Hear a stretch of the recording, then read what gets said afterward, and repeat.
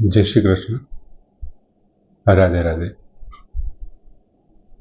મિત્રો, 19મા શ્લોકમાં ભગવાને વાત કરી કે ગુણ સંખ્યાન શાસ્ત્રની અંદર જ્ઞાન, કર્તા અને કર્મ એને ગુણોના વિભાગને હિસાબે ત્રણ પ્રકારમાં વિભક્ત કર્યા છે.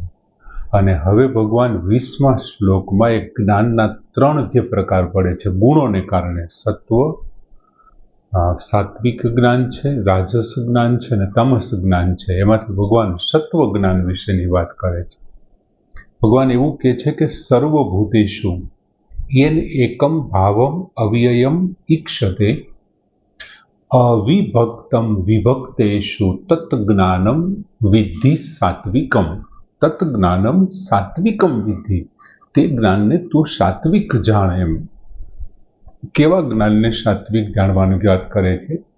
તો કે યેન, જે જ્ઞાનથી આ જે સાધક છે એ સાધક જે જ્ઞાનથી સર્વભૂતેષુ વિભક્તેષુ, વિભક્તેષુ એટલે ભિન્ન ભિન્ન, જુદા જુદા, સર્વભૂતેષુ સઘળા પ્રાણીઓમાં અવિભક્તમ, અવિભાજિત રૂપે રહેલા, અવિભાજિત એવા એકમ અવ્યયમ ભાવમ ઈક્ષતે, એક અવિનાશી ભાવ એટલે કે સત્તાને જુએ છે.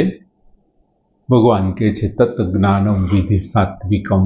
હે અર્જુન, તે જ્ઞાનને તું સાત્વિક જાણે. એમ બધા જુદા જુદા પ્રાણીઓમાં એમની અંદર જે સત્તા છે એમને જે અવિભાજિત રૂપે જુએ છે. દાખલા તરીકે આગળના શ્લોકમાં એટલે કે આની પહેલાના અધ્યાયોમાં આપણે જોયું હતું કે ભાઈ મંત્રથી પરિશુદ્ધ થયેલો બ્રાહ્મણ હોય, ચાંડાલ હોય, હાથી હોય કે પછી કોઈ કીટક હોય, બધાની અંદર જે સત્તા છે એને અવિભાજિત રૂપે એક જ જોવી. આ બધા ભલે વિભક્ત રહ્યા, જુદા જુદા રહ્યા, કોઈ હાથી છે, કોઈ બ્રાહ્મણ છે, કોઈ ચાંડાલ છે, અને એની અંદર બેઠેલો એકમ અવ્યયમ ભાવમ ઈક્ષતે, એક અવ્યયી ભાવ કહે છે, અવ્યયી ભાવ તરીકે જુએ છે. ભગવાન કહે છે એ સાત્વિક જ્ઞાન છે. બીજું કોઈ પણ વ્યક્તિ હોય, પશુ હોય, પક્ષી હોય, પ્રાણી હોય, પદાર્થ હોય, વસ્તુ હોય, આ વગેરેમાં જે છેપણું, આ જે છેપણું, હું છું એવો જે દેખાય છે એ છેપણું ખરેખર એમનું નથી, પણ એ ખરેખર કોનું છે? તો કે બધાની અંદર જે રહેલો છે, જે આત્મા પરિપૂર્ણ પરમાત્માનું છે. હોવાપણું, એમની જે સત્તા છે એ કોની સત્તા છે? તો કે પરમાત્માની છે. બધાની અંદર પરિપૂર્ણ સ્વરૂપે રહેલો છે. બીજું, વ્યક્તિની કોઈ સ્વતંત્ર સત્તા જ નથી, એ બીજાની સત્તા લઈ અને સત્તાધારી બને છે. અને આ બધા તો ખરેખર કેવા છે? તો કે પરિવર્તનશીલ છે. મનુષ્ય છે, પશુ છે, પક્ષી છે, વ્યક્તિ છે, પદાર્થ છે, વસ્તુ છે, એ બધા તો પરિવર્તનશીલ છે. પરંતુ અજ્ઞાનને કારણે શું થાય છે? તો કે અજ્ઞાનને કારણે અજ્ઞાનથી તે એને અપરિવર્તનશીલ જુએ છે. અને જેવું જ્ઞાન થઈ જાય છે કે ભાઈ ખરેખર આ જળ છે, આ ચેતન છે, આ નાશી છે, આ અવિનાશી છે, આવું જ્યારે જ્ઞાન થઈ જાય છે ને, એટલે અવિનાશી તરફથી નજર હટી જાય છે અને એનાથી એની આ નાશી તરફથી નજર હટી જાય છે અને અવિનાશી તરફ એમની નજર જતી રહે છે. જેની સત્તાથી આ બધું જ સત્તાવાન બને છે, એમના તરફ એમની નજર જતી રહે છે. અને એ જે નજર જાય છે ને એ સાચી, એ જે જ્ઞાન થાય છે ને એ સાત્વિક જ્ઞાન છે. ભગવાનનું એવું કહેવાનું થાય છે. અર્જુનને મોટો પ્રશ્ન શું થયો? એને એકમાં દાદા દેખાણા, એકમાં ગુરુ દેખાણા, એકમાં સાળો, એકમાં મામા, એકમાં કાકા, એકમાં ભાઈ, એકમાં પુત્ર, એકમાં પૌત્ર, એમ અલગ અલગ અર્જુનને દેખાણા, અવિભક્તમ. પણ અર્જુનને એ બધાની અંદર સર્વભૂતેષુ વિભક્તેષુ અવિભક્તમ ભાવમ અવ્યયમ ઈક્ષતે, એમને એવું ન દેખાણું કે આ બધાની અંદર એક જ છે. જ્યારે સાધકને જ્ઞાન લાદી જાય છે, જ્ઞાન થઈ જાય છે, અને જ્ઞાન થતાં જ સાધકની દ્રષ્ટિ એ સીધું પરિવર્તનશીલમાંથી હટી જાય છે, અથવા તો પરિવર્તનશીલને ભેદી, આખા શરીરને ભેદી અને એની અંદર જે હૃદયની ગુફામાં બેઠો છે ને એ અપરિવર્તન તરફ એની નજર જાય છે. ભગવાને 13મા અધ્યાયના 27મા શ્લોકમાં એ જ વાત કરી હતી કે ભાઈ, જે માણસ નષ્ટ થતા ભૂતોમાં પરમાત્માને નષ્ટ ન થતા સંભાવ રૂપે રહેલો જુએ છે ને તે જ સાચું જુએ છે.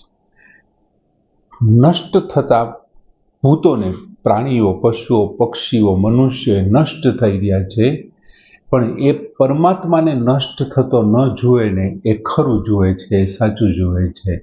તે વિભક્તની અંદર અવિભક્તને જુએ છે. આ શરીર બધા વિભક્ત છે, પરિવર્તનશીલ છે, એની અંદર એ અવિભક્તને, અપરિવર્તનશીલને જુએ છે, જે કાયમી સત્તાધારી છે એમને જુએ છે.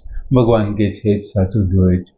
13મા અધ્યાયના 16મા શ્લોકમાં પણ ભગવાને વાત કરી હતી કે એમને નાશ થઈ રહ્યા છે, એમાં એને સૃષ્ટિનું સર્જન કરનાર બ્રહ્મા, સૃષ્ટિનું પાલન કરનાર વિષ્ણુ અને સૃષ્ટિનો સંહાર કરનાર મહેશ તરીકે જુએ છે.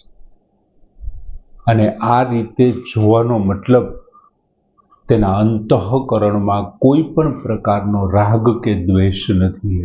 કોઈ પણ પ્રકારનો રાગ દ્વેષ નથી. આપણે એમ કહીએ કે નરસિંહ મહેતાને એના પુત્રના, સંતાનના મૃત્યુથી દુઃખ ન થયું. નરસિંહ મહેતા ખરેખર નિષ્ઠુર હશે કે જુવાન દીકરાના મૃત્યુના સમાચાર સાંભળ્યા પછી પણ એને કંઈ ફેર ન પડ્યો. પણ એ નરસિંહ મહેતા જે ખરેખર વિભક્ત છે, શરીરનો નાશ એમણે જોયો છે. અંદર બેઠેલા અવિભક્તને તો નરસિંહ જોવે છે, એની પાસે સાત્વિક જ્ઞાન છે. અહીંયા ભગવાન કહે છે તત્જ્ઞાનમ વિધિમ સાત્વિકમ, તે જ્ઞાનને તું સાત્વિક જાણ. તે જ્ઞાનને તું સાત્વિક, પરિવર્તનશીલ વસ્તુ છે, વૃત્તિઓ છે, અને એ વૃત્તિઓ સાથેના સંબંધથી શું થાય છે? સંબંધથી તેને સાત્વિક જ્ઞાન કહે છે. જ્યાં સુધી તમે પરિવર્તનશીલ વસ્તુ, વૃત્તિઓ અને વૃત્તિના સંબંધથી સાત્વિક જ્ઞાન કહે છે.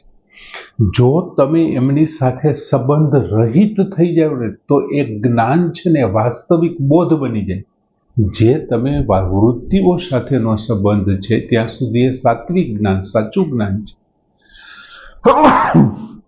પણ જેવું તમને વૃત્તિઓ સાથેનો સંબંધ તૂટી જશે ને તો એ સાત્વિક જ્ઞાન જ ખરેખર શું છે? એ વાસ્તવિક બોધ છે.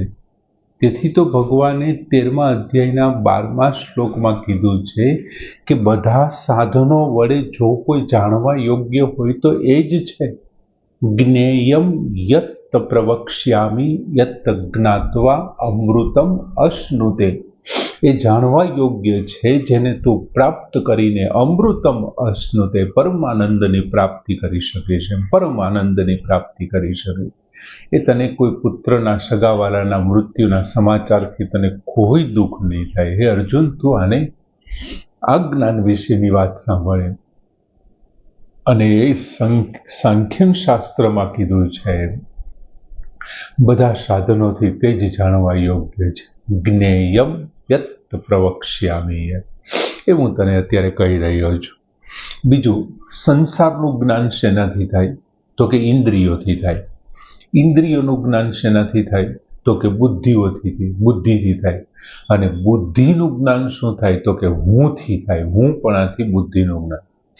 આમ જે હું છે એ બુદ્ધિ, ઇન્દ્રિય અને વિષય, આ ત્રણેયને જાણનારો છે, ત્રણેયને જાણે છે. પણ હુંનો પ્રકાશક કોણ છે? હુંનો પ્રકાશક તો કોઈ બીજો છે જે સર્વદેશી અને અસીમ છે. જ્યારે હું છે એ એકદેશીય છે અને સીમિત છે. પ્રકાશમાં જેમ હુંનું ભાન થાય છે, પ્રકાશની અંદર, એટલે કે આત્માને જેમ હુંનું ભાન થાય છે એમ એની સાથે સાથે તુંનું ભાન થાય છે, આનું ભાન થાય છે અને તેનું ભાન થાય છે.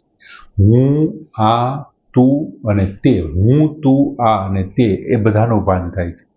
જેમ કે બોલવા વાળો અત્યારે હું છું, સાંભળવા વાળો છે તું છે, અમારા બે સિવાય જે બાજુમાં ઊભો છે આ છે, અને આપણા ત્રણ સિવાય જે કોઈ દૂર રહેલો છે ને તે છે. પણ આ ચારેય કેવા છે તો કે પરિવર્તનશીલ છે.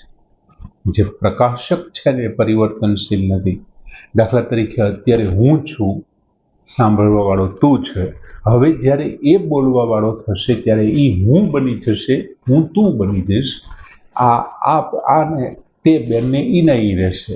પણ જ્યારે આ બોલવા વાળો હશે ત્યારે કાં હું હશું, કાં તું હશું, કાં આ તું છે એ હું કે તું હશે, અને બોલવા વાળો છે કોઈ બીજો થઈ જશે. અને પેલો વ્યક્તિ તે છે એ પણ હું બની શકે તો એના માટે બદલી જાય.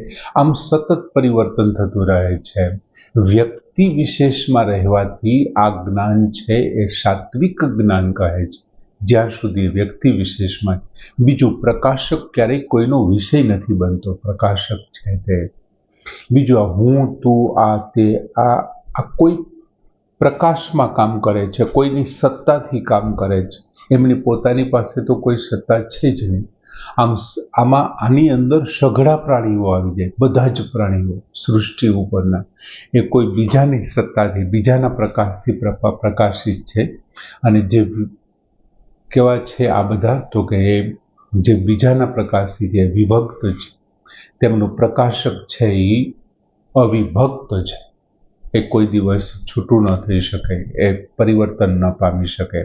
ટૂંકમાં કહીએ તો પરિવર્તનશીલ હોવાથી હું તું આ અને તે એકબીજા બધા બની શકે, પણ પ્રકાશકમાં કોઈ ફેરફાર થતો નથી. તેથી તે સાત્વિક છે, અને એ સાત્વિક જ્ઞાન તરીકે તારે એને જાણવું જોઈએ. હવે ભગવાન રજસ અને તમસ જ્ઞાન વિશેની વાત કરશે. સરસ શ્લોક કે સર્વભૂતેષુ યેન એકમ ભાવમ અવ્યયમ ઈક્ષતે અવિભક્તમ વિભક્તેષુ તત્ જ્ઞાનમ વિધિમ સાત્વિકમે પૂર્ણ કરીએ. જય શ્રી કૃષ્ણ.